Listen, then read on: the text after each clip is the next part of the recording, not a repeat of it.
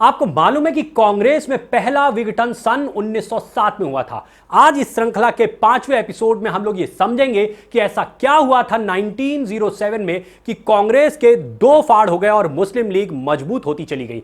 जिसके बाद हम लोग को यह भी समझना बहुत जरूरी है कि 1920 तक देश में ऐसी कौन सी बड़ी घटनाएं होती हैं कि जिसकी वजह से वीर सावरकर को अंग्रेजों को यह लिखकर देना पड़ता है कि अब वो किसी प्रकार की राजनीतिक गतिविधि में भाग नहीं लेंगे और उसके बाद उन्हें जेल से यानी कि काला पानी से मुक्त किया जाता है, जिसको लेकर कांग्रेस आज तक उन पर आरोप लगाती है। देखिए, आरोप लगाना बहुत आसान होता है, पर देश के एक आम नागरिक के रूप में मेरा आपसे निवेदन है कि अपने क्रांतिकारियों पर पूर्ण विश्वास रखते हुए पहले आप उस समय की परिस्थितियों को ठीक ठीक समझिए और फिर स्वयं को उनकी जगह पर खड़ा करके जरा सोचिए कि आपके पास विकल्प क्या थे। इस एपिसोड में हम लोग यही अनुभव करने वाले हैं।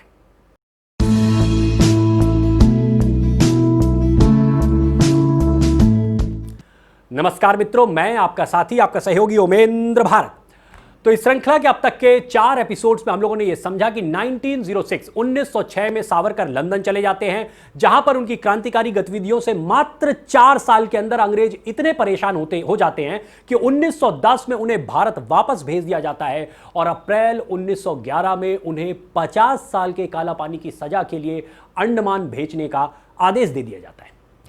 तो मित्रों, 20वीं सदी के आरंभ से ही देश के भीतर बड़ी तेजी से गतिविधियां बदल रही थी। स्वतंत्रता की मांग को लेकर बंगाल एक बड़ा केंद्र बनता जा रहा था, जो कांग्रेस अंग्रेजों ने ही स्थापित कराई थी अपने सेफ्टी वॉल्व के रूप में, और जिसे वो समझ रहे थे कि वो केवल कुछ बुद्धिजीवियों की मानसिक जुगाली मात्र का एक मंच बनकर रहेगा, वो अब उनके नियंत्रण से धीरे धीरे बाहर जाने लगा था।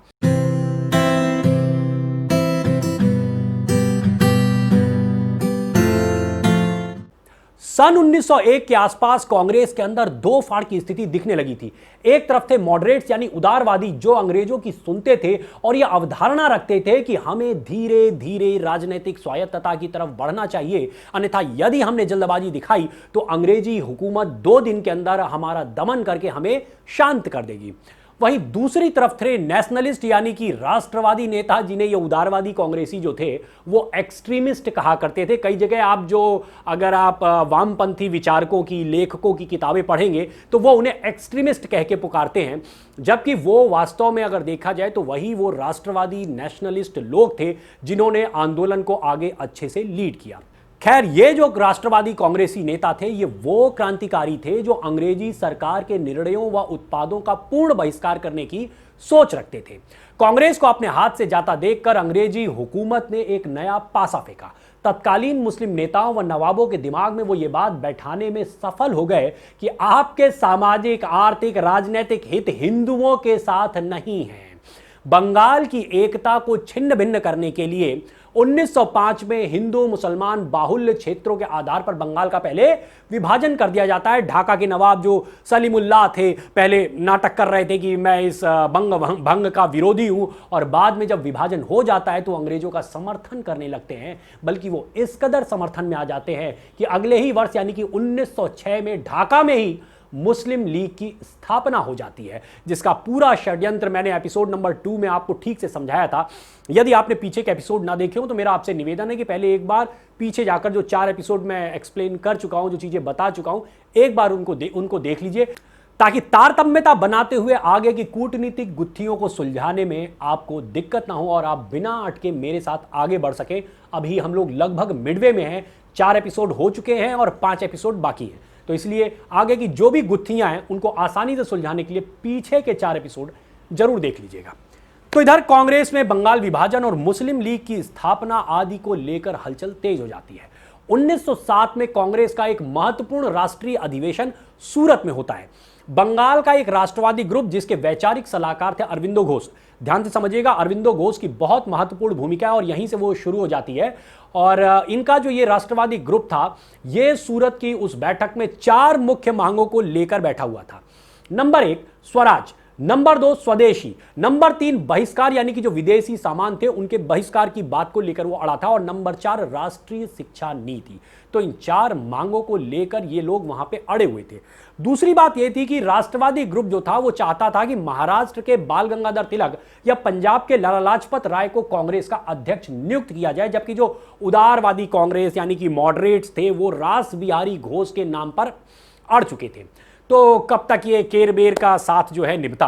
उदारवादियों ने जब तिलक को मंच से बोलने तक का मौका नहीं दिया तो तिलक स्वयं खड़े होकर अपना प्रस्ताव पढ़ने लगते हैं, और फिर उसके बाद होना क्या था, हो हल्ला चालू हो जाता है। किसी ने कुर्सियां हाथ में उठा ली, किसी ने चप्पल जूते हाथ में उठा लिए।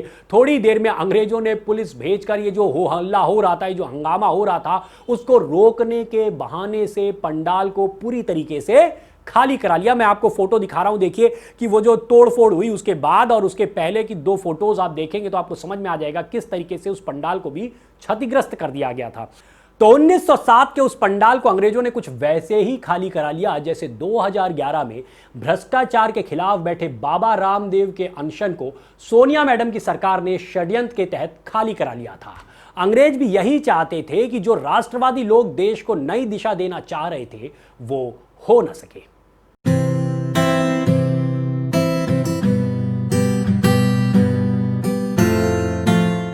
1907 में कांग्रेस के 2 फाड़ हो जाने के बाद अरविंदो घोष पुणे, बॉम्बे और बड़ौदा के बीच में काफी फ्रिक्वेंटली भ्रमण करते हैं और राष्ट्रवादी कांग्रेस के लिए जनता के बीच में भाषण देने से लेकर समर्थन एकत्र करने जैसे काम में वो लग जाते हैं।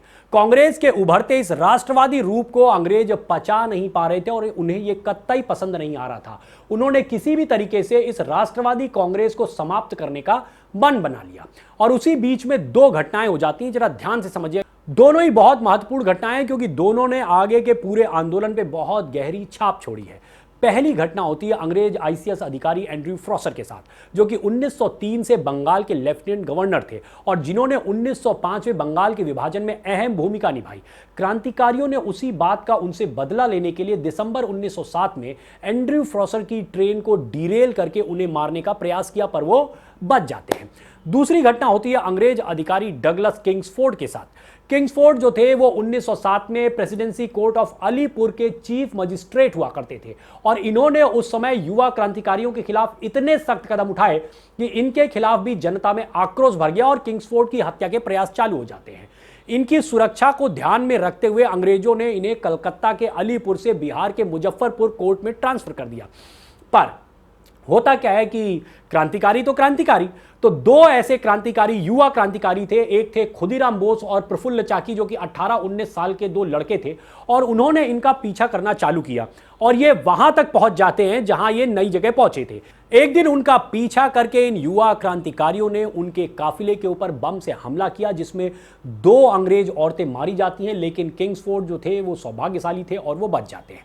मई 1908 से लेकर मई 1909 तक अलीपुर के कोर्ट में एक केस चलता है, emperor versus Aurobindo Ghosh and others, अर्थात तत्कालीन ब्रिटिश सम्राट एडवर्ड सप्तम और अरविंदो घोष व अन्य।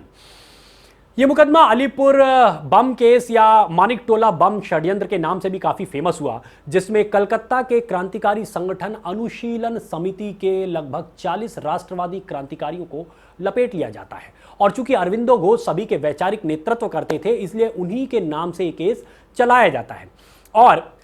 और अभी जो मैंने आपको 2 घटनाएं बताई उन्हीं को आधार बनाते हुए इन सभी क्रांतिकारियों पर आरोप लगाया गया वेजिंग वॉर अगेंस्ट गवर्नमेंट, अर्थात विदेशी सरकार के खिलाफ युद्ध छेड़ने का आरोप।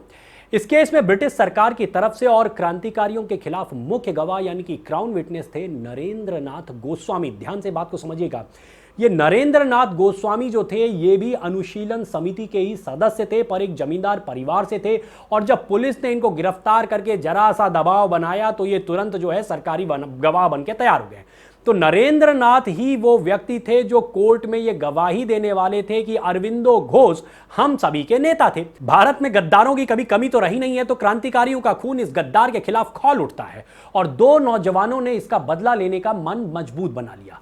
20 वर्षीय कन्हैयालाल दत्त और 26 वर्षीय सत्येंद्रनाथ बसु, इन्होंने अलीपुर सेंट्रल जेल के अस्पताल में घुसकर नरेंद्र नाथ गोस्वामी को गोली मार दी। दोनों को खैर पकड़ लिया जाता है अंग्रेजों के द्वारा और केस चलता है और इसके बाद नवंबर 1908 को मां भारती के इन दोनों सपूतों को फांसी दे दी जाती है। इसके बाद अलीपुर केस में सभी अन्य क्रांतिकारियों को भी अलग अलग सजाएं हुई। किंग्सफोर्ड के काफिले पर बम फेंकने का दोषी करार देते हुए 18 वर्षीय जाबाज खुदीराम बोस को 11 अगस्त 1908 को फांसी दे दी जाती है। अरविंदो घोष के खिलाफ कोई ठोस सबूत या गवाह नहीं मिलता है, फिर भी उनको 1 साल की सजा होती है और जेल के अंदर ही उनका मन आध्यात्म की ओर बढ़ने लगता है और जेल से निकलने के बाद अप्रैल 1910 में अरविंदो घोष सदा के लिए पौंडीचेरी चले जाते हैं, जो कि उस समय फ्रांस के टेरिटरी में आता था और अंग्रेजों ने उसके बाद उनका पीछा करना छोड़ दिया। इन सभी क्रांतिकारियों की गिरफ्तारी व सजा के विरोध में राष्ट्रवादियों के उस समय तक भारत में सबसे बड़े नेता के रूप में उभर चुके बाल गंगाधर तिलक ने अपने अखबार केसरी में क्रांतिकारियों का बचाव करते हुए तुरंत स्वराज की मांग कर डाली, जो कि अंग्रेजों को पची नहीं और उन्होंने तिलक पर अंग्रेजों के खिलाफ वैमनस्यता फैलाने व राजद्रोह का आरोप लगाते हुए उनको 6 साल की सजा दे दी और वो भी वर्मा के मंडाले में भेज दिया जाता है उनको, अर्थात 1908 से 1914 तक उन्हें भारतीय राजनीति से अंग्रेजों ने दूर कर दिया और वहीं बर्मा में उन्हें डायबिटीज की बीमारी हो जाती है, जिससे आगे चल के 1920 में उनकी मृत्यु भी होती है। उधर लंदन में रह रहे भारतीय क्रांतिकारियों में भी अलीपुर बम केस में क्रांतिकारियों को मिली सजाओं और उनके खिलाफ आवाज उठाने पर तिलक को जो बर्मा में 6 साल की जेल हुई उसको लेकर के आक्रोश चरम पे पहुंच जाता है। फिर होना क्या था? मदन लाल ढींगरा, जिनके बारे में मैंने आपको तीसरे एपिसोड में बहुत डिटेल में बताया था, उन्होंने 1909 में लंदन में एक अंग्रेज अधिकारी करजन को गोलियों से भूनकर आजादी की आग में घी डालने का काम कर दिया, जिसके बाद लंदन में स्फुटित हुए आंदोलन को कुचलने के लिए अंग्रेजों ने सावरकर को भी 1910 में गिरफ्तार करके 1911 में काला पानी की 50 साल की सजा भुगतने के लिए अंडमान की जेल में भेज दिया। तो इस तरीके से भारत के राष्ट्रवादी क्रांतिकारियों के ऊपर अंग्रेजों का दमन चक्र और विकराल होता चला गया। एक स्टडी के अनुसार 1905 के बंगाल विभाजन से लेकर 1919 के जलियांवाला बाग हत्याकांड के बीच में अंग्रेजों ने तकरीबन 18,000 क्रांतिकारियों को मौत के घाट उतार के राष्ट्रवादी आंदोलन की कमर तोड़ने का पूरा प्रयास किया। अकेले 13 अप्रैल 1919 को बैसाखी वाले दिन अमृतसर के स्वर्ण मंदिर के पास जलियांवाला बाग हत्याकांड में तकरीबन 1,500 लोग मारे गए थे और 2,000 लोग घायल हुए थे, जिसमें 6 हफ्ते के बच्चे से लेकर औरतें, बुजुर्ग, युवा सब शामिल थे। 120 लाशें तो केवल उस कुएं से मिली थी जो बाग के बीच में था और लोग जान बचाने के लिए उसमें कूद गए थे। उन्हीं में से एक युवा थे उधम सिंह, जिनको गोली तो लगी थी पर वो बच गए थे और उन्होंने कसम खाई थी कि वो इस हत्याकांड का बदला लेंगे और उन्होंने ब्रिटेन में जाकर उस वक्त के पंजाब के British lieutenant governor Michael O'Dwyer को गोली मार के इसका बदला लिया था। नेहरू और कांग्रेस ने हमेशा की तरह उस अंग्रेज अधिकारी की हत्या पर भी निंदा की थी।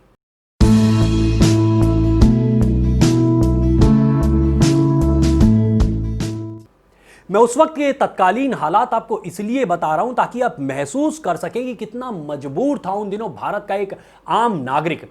कीड़े मकोड़ों की तरह हम लोग मारे जा रहे थे और कांग्रेस कुछ नहीं कर पा रही थी, बल्कि जब अंग्रेज अधिकारी मारे जाते थे तो ये कांग्रेसी उसका विरोध करते थे, उसकी निंदा किया करते थे। जो लोग ये आरोप लगाते हैं कि सावरकर को अंडमान की जेल से बाहर निकलने के लिए पिटीशंस क्यों लिखने पड़े, उन्होंने ऐसा क्यों किया, मैं उनसे कहना चाहूंगा कि यदि आप वास्तव में एक राष्ट्रभक्त हैं तो उस वक्त की भारतीय हालातों को समझते हुए, ध्यान में रखते हुए उन तीक्ष्ण बुद्धि वाले सावरकर की जगह स्वयं को खड़ा करिए और सोचिए कि आखिर आपके पास क्या विकल्प थे। नंबर 1, उस जेल की दीवारों के साथ सर पटकते हुए अपने 50 साल की सजा के खत्म होने का इंतजार करते रहते और बीच में ही किसी दिन मर जाते, जो कि अंग्रेज भी चाह रहे थे। नंबर 2, दूसरा विकल्प क्या था आपके पास कि यातनाओं और विडंबनाओं से तंग आकर आत्महत्या कर लेते, जैसा कि कुछ और लोग कर ले गए थे। नंबर 3, तीसरा क्या विकल्प था आपके पास कि अपनी ये खोपड़ी भिड़ाते कि किस तरह से इन दीवारों के बाहर निकलकर मां भारती की रक्षा के प्रयास किए जाएं और युवाओं को नया नेतृत्व दिया जा सके। सोचिएगा गंभीरता से, इन विकल्पों पे आप सोचिएगा, आपको उत्तर स्वयं मिल जाएगा। तो इस श्रृंखला के 5वें भाग को मैं यहीं पे समाप्त करता हूं। छठे भाग में हम लोग समझेंगे कि मुस्लिम लीग की कारस्तानियों से देश का जितना भी गैर मुस्लिम समाज था, अर्थात हिंदुत्व की शाखाओं जो कि सिख, जैन, बौद्ध सहित जितने भी हिंदू थे, वो किस तरीके से असुरक्षा की भावना से ग्रस्त होते हैं और इसके बाद हिंदू महासभा को एक अखिल भारतीय स्वरूप प्रदान करते हैं, जिसे आगे चलकर वीर सावरकर अपने कूटनीतिक कौशल का इस्तेमाल करके मां भारती की सेवा करते हैं। हम अगले एपिसोड में वीर सावरकर के उन महत्वपूर्ण सामाजिक कार्यों को भी समझेंगे जिनके माध्यम से उन्होंने पूरे भारतीय समाज को एकजुट करने का प्रयास किया। तब तक के लिए नमस्कार, जय हिंद, जय भारत।